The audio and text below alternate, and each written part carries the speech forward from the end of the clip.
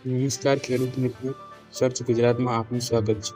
6 જુલાઈ સોમવારના રોજ ગુજરાતના કયા વિસ્તારોમાં સારો વરસાદ રહેશે અને હવામાન વિભાગનું શું અનુમાન છે તેની સત્તાવાર માહિતી નકશા સાથે સમજ.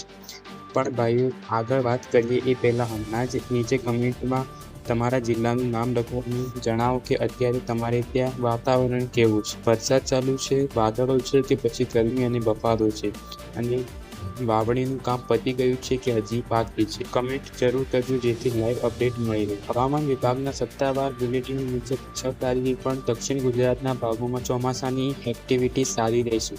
સુરત, નવસારી, વલસાડ, ડાંગ અને તાપી જિલ્લામાં મોટાભાગના વિસ્તારોમાં હળવેથી મધ્યમ અને અમુક સ્થળોએ સારો ધોધમાર વરસાદ પડવાની શક્યતા છે.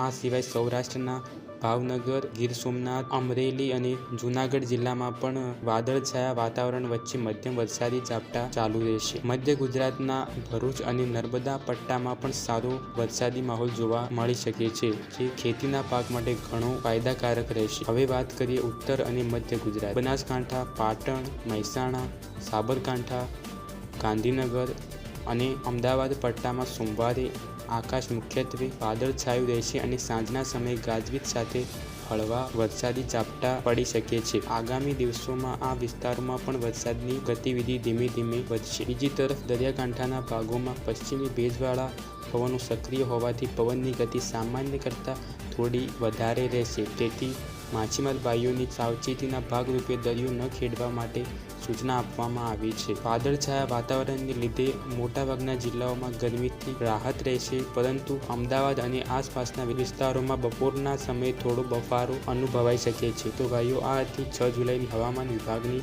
સત્તાવાર માહિતી. ખોટી અફવાઓથી દૂર રહેજો. જો આ માહિતી ઉપયોગી લાગી હોય તો વિડીયોને એક લાઇક કરજો, બીજા મિત્રો સાથે શેર કરજો અને રોજ આવી ટૂંકી ને સચોટ માહિતી માટે સર્ચ ગુજરાત ચેનલને હમણાં જ સબસ્ક્રાઇબ કરી લો. કાલે નવા વિડીયોમાં મળીશું. ત્યાં સુધી જય હિન્દ, જય કિસાન.